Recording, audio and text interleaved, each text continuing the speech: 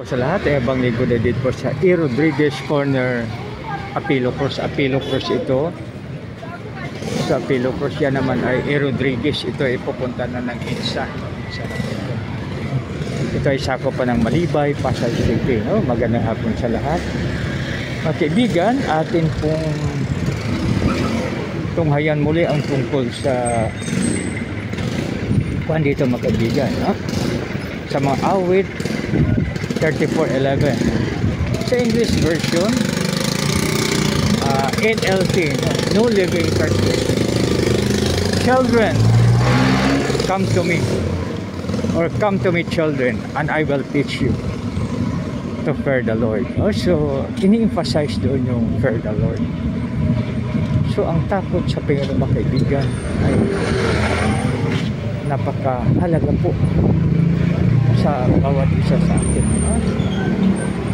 Mahalaga po sa bawat isa sa atin. Dahil pag may takot tayo,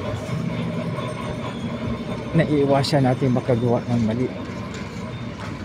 So yan, no? So mahirap po pag makagawa ng mali. Kasi minsan, ang problema sa ating batas ay mayroon nakalagay: ignorance of the law excuses no one.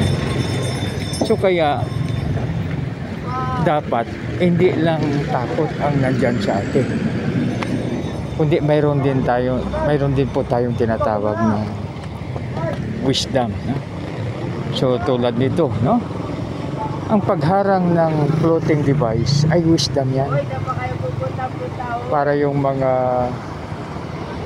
dumi ay hindi pupunta sa kabila. So dito mga kaibigan, no? So wisdom po yan. So hindi lang takot ang dapat nandiyan sa atin, kundi pati yung tinatawag natin na wisdom. Dapat mayroon tayong wisdom.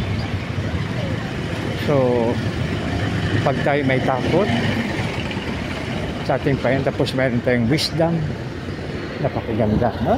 So dito mga kaibigan, pag may takot tayo sa ating Panginoon, susunod na po ang wisdom. Dahil nakalagay, the fear of the Lord is the beginning of wisdom. So yan mga kaibigan, no? Sa Proverbs 1:7 nakalagay, the fear of the Lord is the beginning of wisdom. So yan po mga kaibigan ang nakalagay doon. The fear of the Lord is the beginning of wisdom. So yun po ang dapat natin alala natin. Dahil pag tayo may takot sa ating Panginoon, mayroon tayong wisdom. Dahil nakalagay, the fear of the Lord is the beginning of wisdom. Kaya napakaganda pag tayo ay may takot sa ating Panginoon, then mayroon siyang kaakibat na blessings. Yan ay ang wisdom. So mga kaibigan, no? Pag mayroon tayong wisdom, maganda. Yan, malaman po natin ang mali. Tapos pag may wisdom, siyempre automatic nandiyan na po yung knowledge, no? Kasi halimbawa sa batas ng bansang Pilipinas, mga kaibigan,